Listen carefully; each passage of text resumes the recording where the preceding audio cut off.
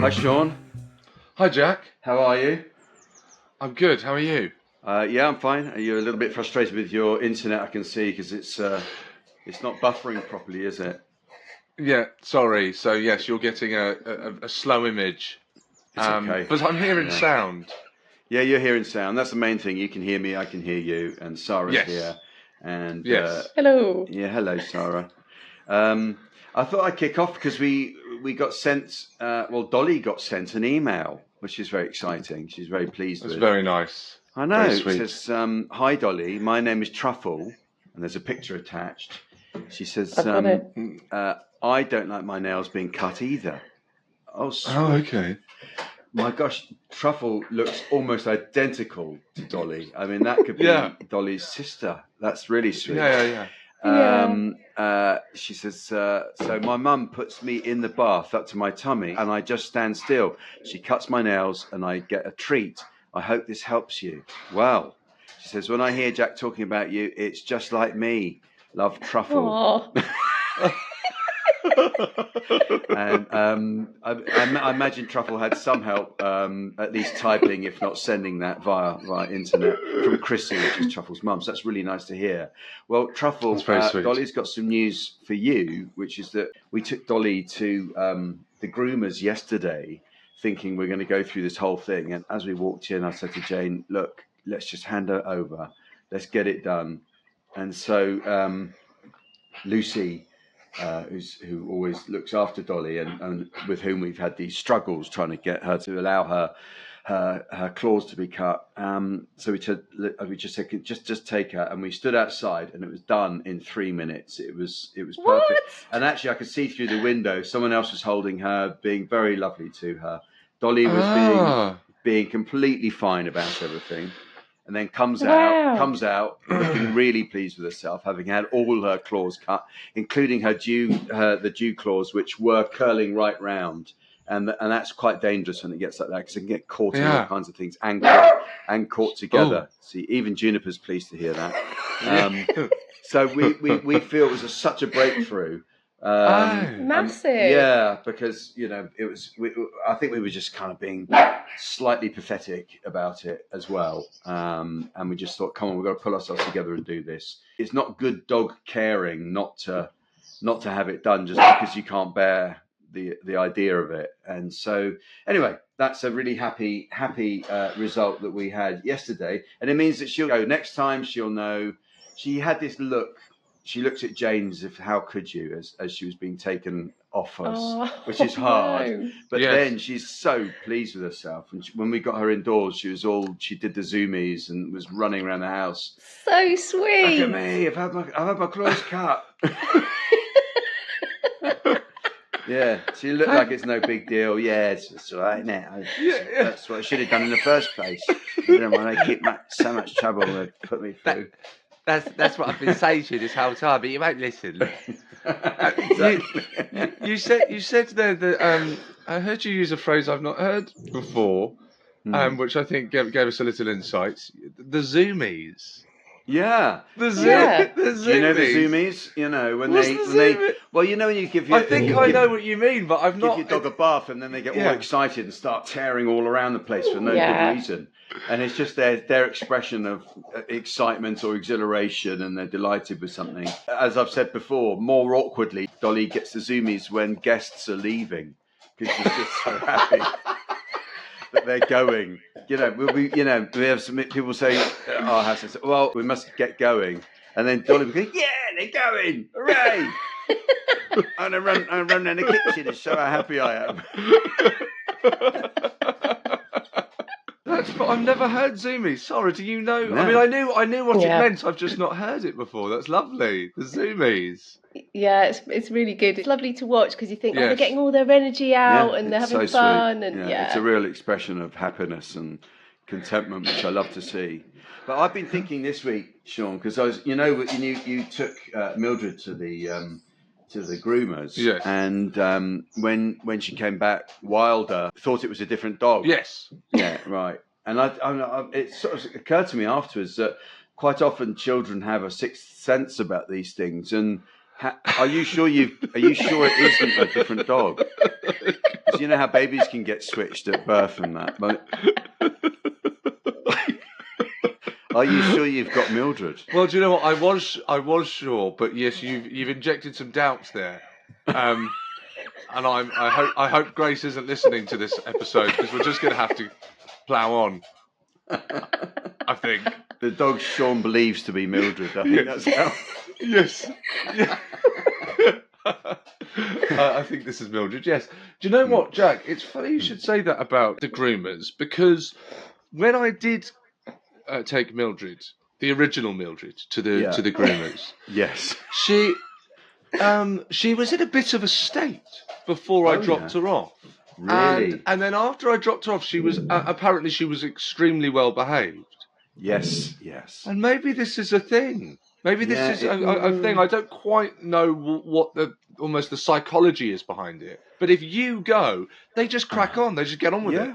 Well, I think it's performative, a bit like with children. If you've ever had a child who doesn't, well, you won't have experienced this yet, but it might well be. I don't know if you have, Sarah, but if you've ever had a child who says, I don't want to go to school, and then they kick up a real fuss, and it's all a big thing, but you leave them at school anyway, and they could be crying their eyes out. But the second you're out of sight, they say, no, she was absolutely fine. So the minute you left, it was absolutely fine. So it was just a big sort of fuss that they make for our sake. Yeah. And I think it could be the case that then with Dolly, it's like, all right, I give in. That's you win. It's gonna be done. It is a matter of holding your nerve, isn't it? It is a bit. So, well, because for us, it's very difficult to see our dogs or our children occasionally being really upset. We want to do what we can to stop that. And oh gosh, maybe it is serious. Maybe they don't want to go to school. Maybe they are ill. Yeah. But then you go, I rarely think you shouldn't go into school. Yeah. And you drop them off when they're fine. And the same with Dolly. I'm so pleased she's finally broken through that. She's done it.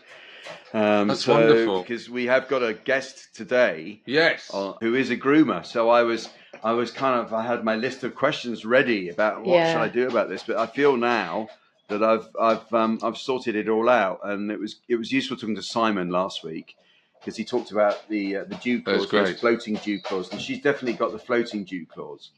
And so I think they're quite sensitive, is what I mean. Is that it's kind of loose on the side of the leg, and as they do curl round, on one awful occasion, she got the two of them hooked together, and it's as if she was in handcuffs or something. She was like yelping out, and we had to very delicately unhook them. So it's not good just let it go. And because she doesn't walk that far anyway, she doesn't wear her claws down naturally. So, well, do you know what? Sarah might have seen this on the Instagram. I'm not entirely sure this is the right platform for it, but I think Jack will enjoy this. But talking of children, dogs playing up, I was actually. This is Wylda related and not Mildred related, but Wylda was kicking up a fuss and really going for it. I'd taken her to the park, and we'd run out of. It was actually biscuits. We'd run out of biscuits, right? And she was absolutely losing her mind, screaming, and I've never seen anything like it. We've all been known to get upset about things like that. Let's face it. Yeah. It's a big one for me personally, so I'm on Wylda's side so far. Go on. No, absolutely, I do sympathise. But it was just one of those ones where she had it tornadoed, and suddenly it was Carrie, and I picked her up, and then she's like, no walking, and I put her down, and she wants mummy, and she's screaming for mummy. Grace is at work. Right. And then a woman approached with a phone, and I thought, no selfies now, come on. Yeah. Come on. I know. You saw me on Mastermind. I know. You want a selfie. I get it. She was actually, Jack. It transpired. She was filming me, and she said, "Are you related to this child?" What?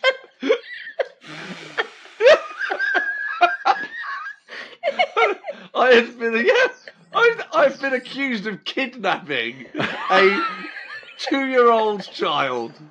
There you go. That's a first. What you should have said is, yes, do you want to buy her? That would be the perfect answer in many ways. Yes, you're right. I wish I had said that now. But, yeah. What did she say? I mean, how did it end? Well, it doesn't. To be honest with you, I couldn't quite believe what was being asked, and I quite firmly said, "Well, this is actually. I'll do exactly how I said it." I paused. I imagine my eyebrows kind of. I went, yes.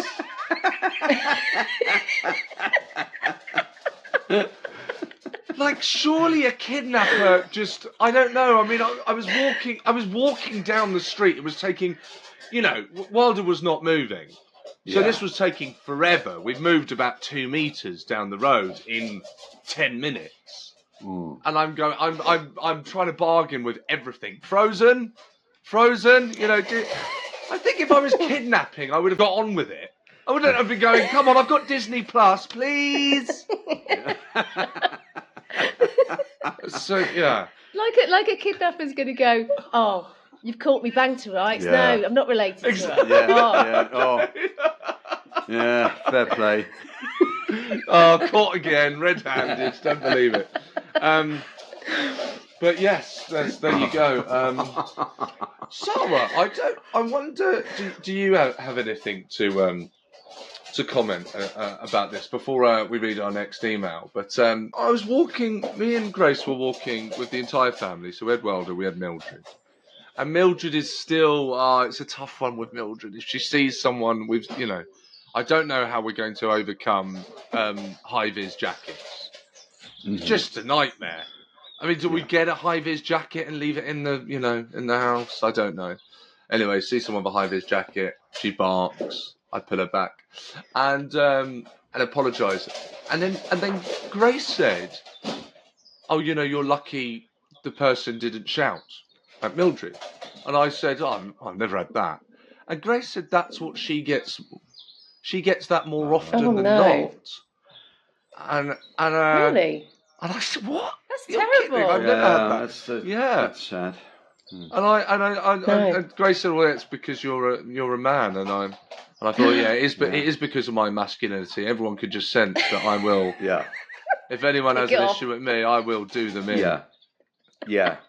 On totally. Yeah. There's plus and minus, isn't there? On the minus, they think you've abducted a child.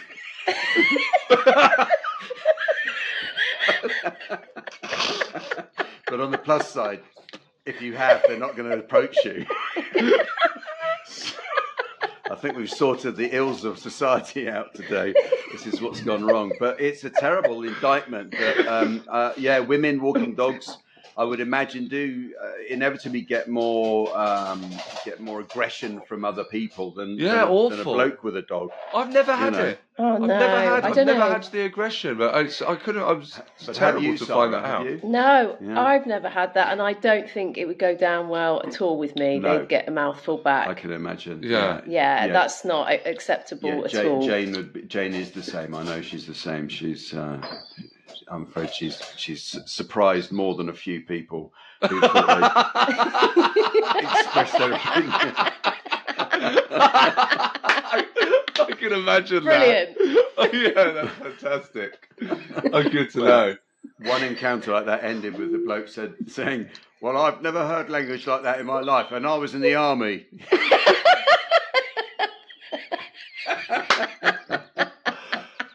Oh, that is fantastic! So good. Well done, Jay. Yes, well done. I might have to hire her. Security. But talking about the high vis, this is going to be such a ridiculous idea. But what you could do is get little high vis jackets for maybe Wylda's toys. Yes. And acclimatise Mildred slowly with a tiny little high vis. Sylvanian family high vis jackets. And Bob the Builder or something. Is there an action man, a high vis jacket for an action man? Is Action Man still going? I used to love I don't Action know. Man. It's probably a very dated reference. I don't know. Yeah. Barbie is still going. Barbie. Yeah. Barbie. Maybe Barbie. If Yeah, there's construction Barbie or something. construction or car park attendant Barbie, there might be. Yeah. You know, all sorts of different jobs that they have these days. Jack trying to keep up with contemporary culture. Why not? Yeah. I saw this thing that apparently they're doing a deaf doll now. Oh, yes. And it's like, well, could the other dolls hear us? I mean, what? Anyway. Well, I all good. All good for diversity and representation. Oh, I see. Quickly. Sorry, I thought you very silly of me. I thought that does make sense now. I thought that they were selling dead Barbies. That's a bit dark. Deaf. Blimey, yeah. We've gone to a dark place now, haven't we? Yeah.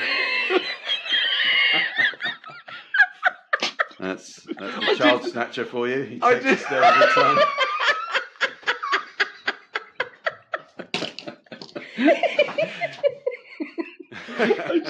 That's your new nickname now, Sean. No! I've got to get rid of the beard, get contact lenses, glasses are going. No, I thought, this is what happened in my head. I just heard the death. Yeah. And I thought, oh God, they're bringing out other toys are dead. And maybe it's to teach the children about death. And it's 2025. I don't understand what's going on anymore. And I thought, that's what they do now. Dead toys. Oh, sure. Yeah, okay, go for it. No. Understood. Yes. Okay. Now we have another email here. And Jack, maybe I thought I'll read this and you can answer. Okay. This question at the end. Hi Jack, Seann and Sara. I'm absolutely loving your show. It makes me laugh out loud every week. Just brilliant. I would love your thoughts on something that happened to myself, my husband, and our little 4-year-old Cavapoo, Penny, the other day. So we were out on a walk, and another dog came running over to Penny and did the usual bum sniffing. Penny was fine with this, but the other dog then started licking her bum. Penny definitely did not like this. She tried to hide between my legs and move away, but the dog persisted. We ended up lifting Penny up to move her away from the other dog. They were both off lead. The female owner of the other dog gave us a look. So my husband called out, she doesn't like him licking her bum. She made no effort to get her dog back. The owner then replied quite aggressively, well, it's what dogs do, isn't it? Is it? Kate says. We'd never come across this before. What are your thoughts? And has this ever happened to you? Well, Dolly doesn't allow that kind of carry on anyway. She won't have it. And I think that's a bit unnatural. Actually, I think it's about as far as I know, it's about smell. Sorry to interrupt, Jack. She's not asking about Dolly. She says, has this ever happened to you? Well, I missed that. I did miss that inference. Yeah. What are your thoughts? And has this ever happened to you? Yeah. If you're a journalist from the Sun, this is no way to get stories out of me. I can tell you that. I'm not saying anything more.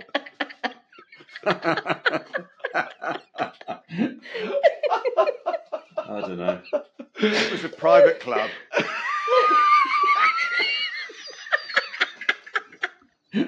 What I do in my own time. Anyway, yeah, it hasn't.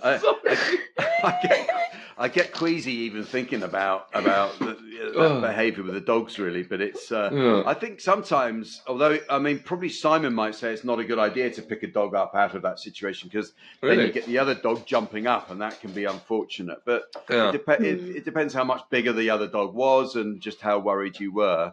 I think I wouldn't want to say what would be the best way to deal with that situation. But, somewhat awkward, and I agree. It seems like you're crossing a line there. You know, it's like look but don't touch, kind of. Yeah. Yes.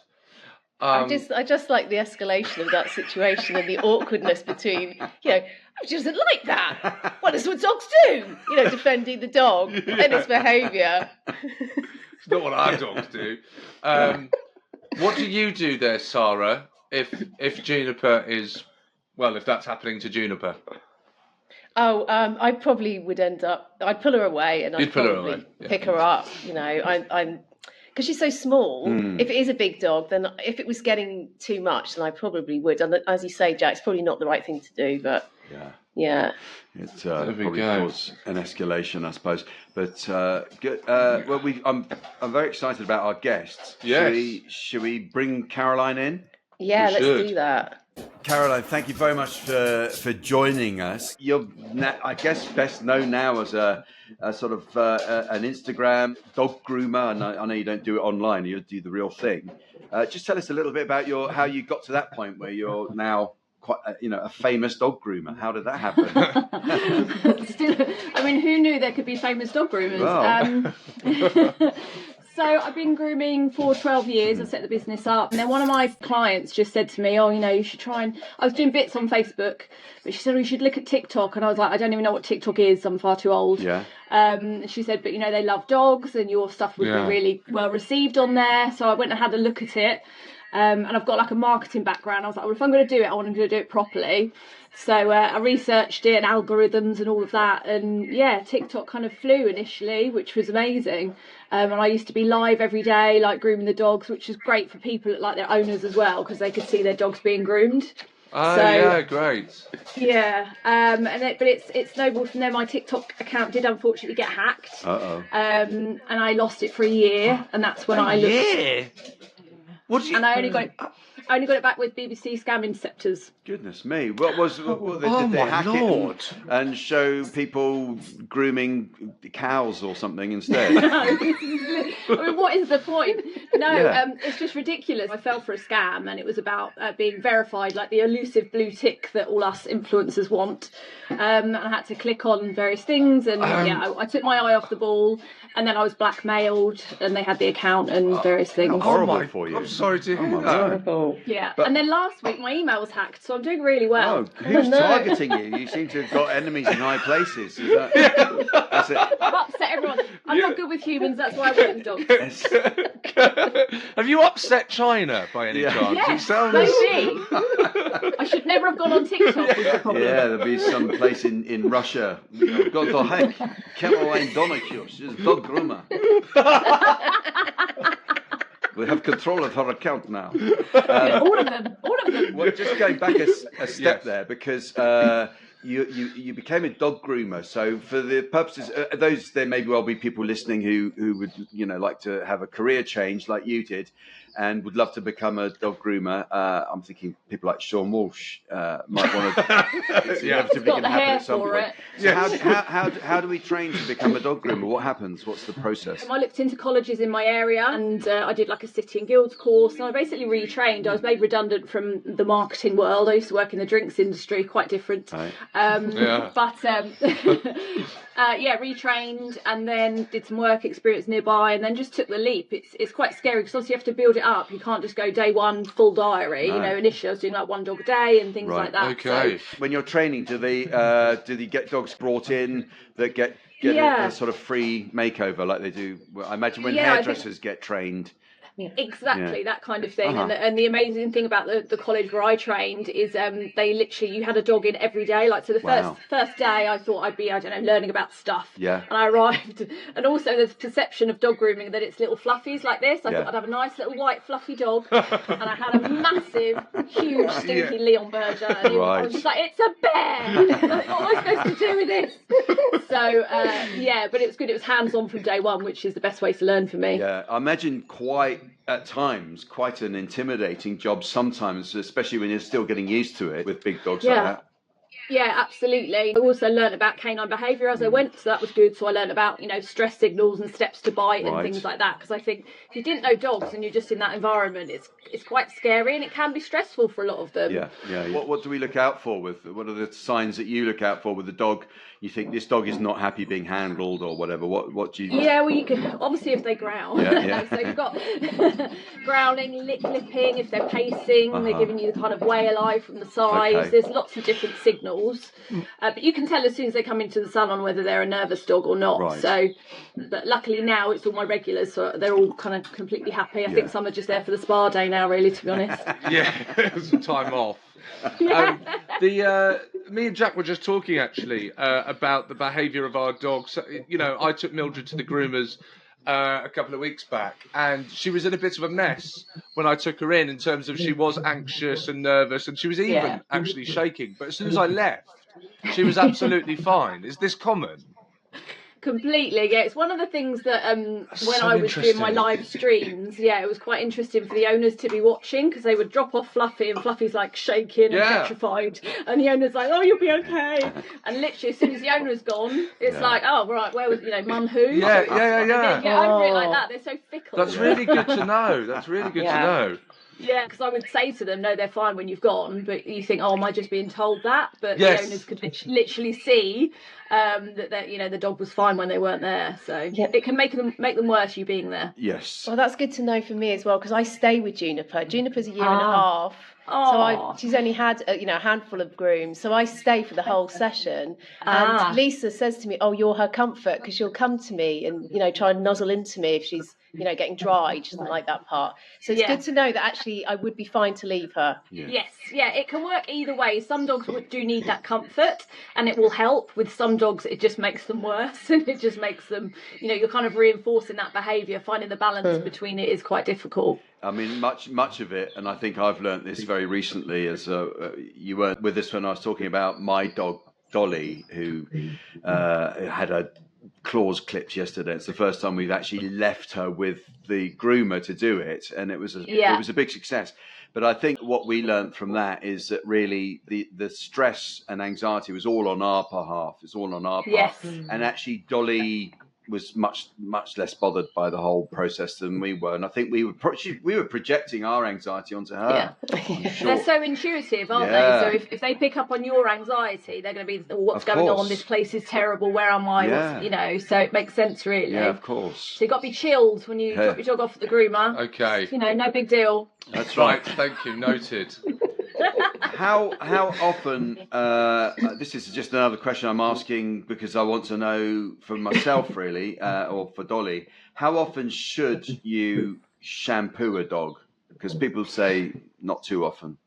No, not too often. You need to use the right products, because you don't want to mess with the natural kind of pH balance of the skin. And also, so don't use, like, some people use baby shampoo or fairy liquid or anything like that. They don't use no one uses fairy liquid. Yes. What? Yeah. Really? Yes. Oh no. So fairy liquid cuts through grease. I sound like I work for them. So that on some dogs where they've got like Westies and things where they've got greasy ears, some people use different products like that. Right. But once a month, just keep on top of the coat. Okay. Sometimes just a rinse is enough as well. Yeah. Like mine just love the mud. Yes. Hence the name. Yeah. And you don't have to like wash them like with shampoo every time. Sometimes just a warm rinse down is enough. Oh. Yeah. When you're grooming the dogs, do you talk to them? Yeah. What kind of things? Give us an example of what you would do with a dog. What you'd say to a dog when you're grooming them. Oh God, this is why I work with dogs, because I'm a bit of an idiot. But constantly, I'm like, right, I'm just going to do this bit, and thank you. I've got one leggy left, and all all of that stuff. And in my content, I do a doggy voiceover, so they get like their opinion back. So they're like, I'll finish them off, and they go, "Oh, thank you, lady." Because everyone's got a dog voice, and I did it in a couple of videos. We've learned this, and people were identifying with it, because my content is all about, I want to educate, but it needs to be engaging. Yes. So I want to entertain along the way. Yeah. So it kind of, I started doing the voiceovers just a little bit, and people love it. But the only thing is, I haven't got much of a range. I've literally, my dog voice is generic. But that's fun. Yeah.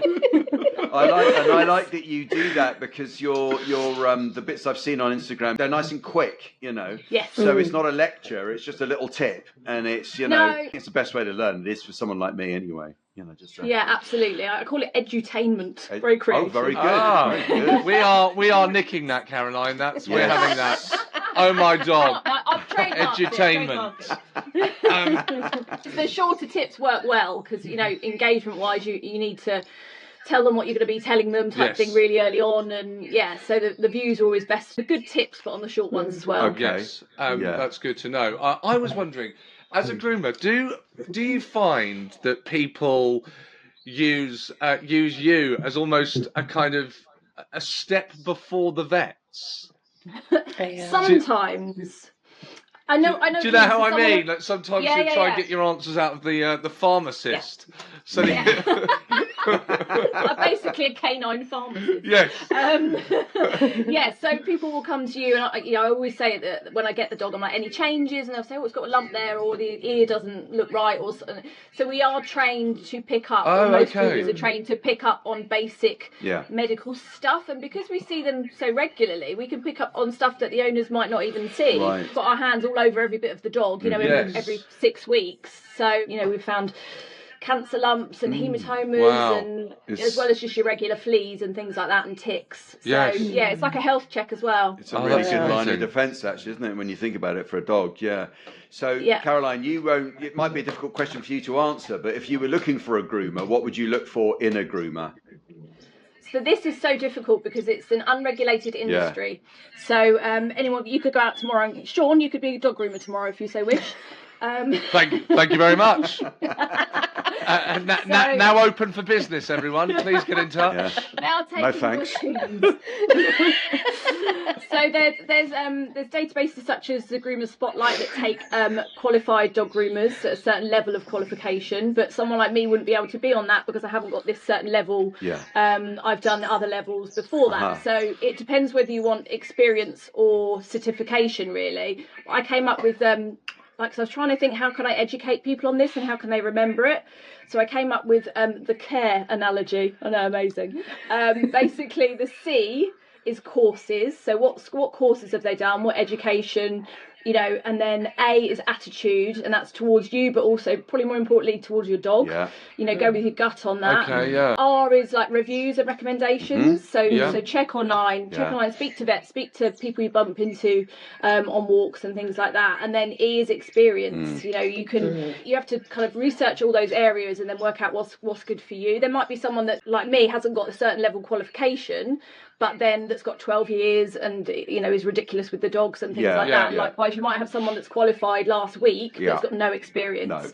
So it's a really, and also I'd say with breeds as well, like if you want a specific trim or you want something certain with your dog, like ask the groomer. We're more than happy to show you kind of previous work and things like that. You should be able to ask your groomer and they shouldn't be worried or defensive about questions because you've got to trust, haven't you? It's a massive thing putting your dog with someone. Yeah. How much do you recommend? Again, it's being a groomer. I'm sure you've got. You would say going to a groomer is the best thing. How much do you recommend taking your dog to a groomer versus doing all that stuff yourself at home? Yeah, this is a really difficult one, and I think this became really interesting after COVID because in lockdown, obviously salons were closed, you couldn't get your dog done, so a lot of people bought clippers online and kind of took them to their dogs themselves. And it's difficult because there's a risk attached. So I think some people that did it either loved it and were like, right, I'm going to groom my dog myself going forward, or some just completely. I saw some butchered trims after COVID, questionable styles. So I think that what you can do is there's a lot of salons that offer training, like how to groom your own dog courses, because there's so much more to it than just like blade numbers. Sure. And, there's the handling and reading behaviours. Right. And so I think if you are wanting to groom at home, there's so much education out there for you. But do a hands-on with another groomer, like a how to groom your own dog course first. Yeah. Right. That sounds like really, really good advice. Yes. Going on to your dogs, you've got Lenny and Lolly there, is that right? Yeah, Lenny and Lolly. Okay, and you've got working Cocker Spaniels, are there? And a Cockapoo? And a Cockapoo, yeah. Sweet. Lolly's not here, so I thought they might misbehave together, so I got rid of one. Just for today. I mean, you're obviously mad about dogs. Did you grow up with dogs? Has that always been there? I've always loved dogs. I grew up with a Cairn Terrier. Oh, nice. When I was young, and then the first dog I had kind of as an adult was a Golden Retriever called Milo, and he was the inspiration behind Love Mud, because when I was thinking of trying to set it up, I was like, I need a good name, and dogs love mud. He loved it, he laid it, he rolled it, he ate it, so it was like the perfect name. But I've just obsessed with dogs. I can't walk past a dog without stopping and talking to it. Yes. I just can't. And at a party, if there's a dog there, I'm good. I'll just be fine. I've noticed that's quite a big age gap you've got there between the two dogs. Lolly's 12. Yes. And your dog is 1. Yes. And how does that? What's that like between the two of them? Do you know what? It's been lovely because it's brought out the puppy in Lolly. Like when I first got her, she lost when I first got the puppy. She lost loads of weight, and she's now charging around. She'd have just slept 24/7 before, but she does charge around with him. She upped her game. Yeah, exactly. Yeah, and then it's easier when you've got an older dog that is quite well behaved because there's something called social learning. So Lenny has kind of learned a lot of good behaviours from her when it comes to recall and things like that. So it's worked out quite well. No, brilliant. That's great to hear. About your dogs in the house, are they just allowed to roam with the house? Are they allowed on the furniture? Is it a kind of furniture, bed? Yeah. That's where they sleep. Bed is where they sleep. Okay. Well, the thing is, it's just me and my little boy, so it's like, I like the cuddles, I like the warmth. It's like hot water bottles everywhere, saving on electric. So no, they are members of the family, and exactly. that's how I view it. I know everyone's different, and but for me, that's how it is. So where do we see your online content? What do we go for? What are the handles? So Love Mud Dog Lady. Okay. This is on TikTok. That's TikTok. That's the same on TikTok, Instagram, Facebook. Great. Yeah, and then I do seminars as well for both owners grooming at home and new groomers as well. So you can find out about those on the websites. Oh, that's excellent. Okay, and the very final question that we always ask all our guests is: do you let your dogs kiss you on the mouth? Absolutely. Yes, yeah. I thought that was coming. Good to hear. I love me a dog snob. Absolutely. Well, thank you so much, Caroline. It's been an absolute pleasure. Thank you for your time. And we recommend to everyone that we give you a follow. It's been fantastic talking to you. Thank you so much. Thank you so much. Nice to meet you. Thanks, Caroline. Bye. Bye. Bye. Oh, it's Caroline Donaghue. Brilliant guest. So interesting, so packed full of information there. Yes. I suppose we haven't talked enough about dog groomers and the part that they can play in the health of our dogs and helping us to keep them, in tip-top condition. Yes. I really enjoyed listening to Caroline. No, fantastic guest, and to our listeners, do go and give her a follow. Lots of viral content there. Yeah, and Mud Lady Dog Groomer. What is it? Yeah, Love Mud. Love Mud. Love Mud. Dog Lady. Love just Mud. Be careful what you Google. That's what I'll say. Anyway. There we go. Yeah. So wonderful. That's all this. Oh, I will just tell you whilst I remember, because Caroline reminded me there when she used the word family. Yes. That's a really lovely, sweet little thing, which is Wylda makes me draw her, Grace, and myself, and Mildred. So I have to draw her, I draw Grace, I draw myself, and I draw Mildred. And then when all 4 are done, she says, family. Oh. That's so sweet. Isn't that lovely? It's the 4 of us. Can we see the picture? Yeah. Do you know what? I actually have one. Go on then. Here. She's made me draw. Hold it up. Right.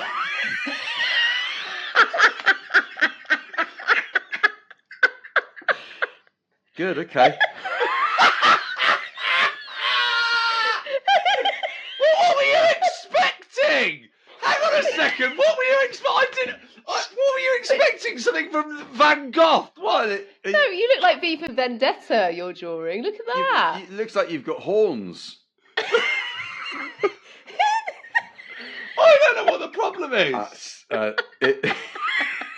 don't know. Yeah. Well, I won't be doing your drawings in Leicester Square. Yeah. I was going to start opening a business in Leicester Square. Please sit down. Won't be long before you're doing a picture and she'll go, dysfunctional family.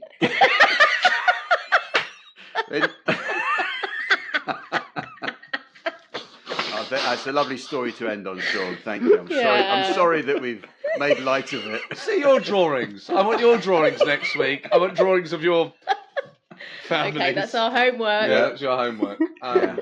Thank you for listening to My Dog. As always, we hope you're enjoying taking a deep dive with us into our love of dog, as well as picking up some helpful tips on the way. Yeah, please go and subscribe to our YouTube channel at OMDpod. And please do get in touch by emailing us at hello@omdpod.com. And find us on Instagram at OMDpod. You'll find loads of extra content and video there, and you can send us your voice notes. And Do not forget to give us a 5-star review wherever you get your podcasts. And remember, a dog is for life, not just for podcasts. All right. I'm going to get drawing now.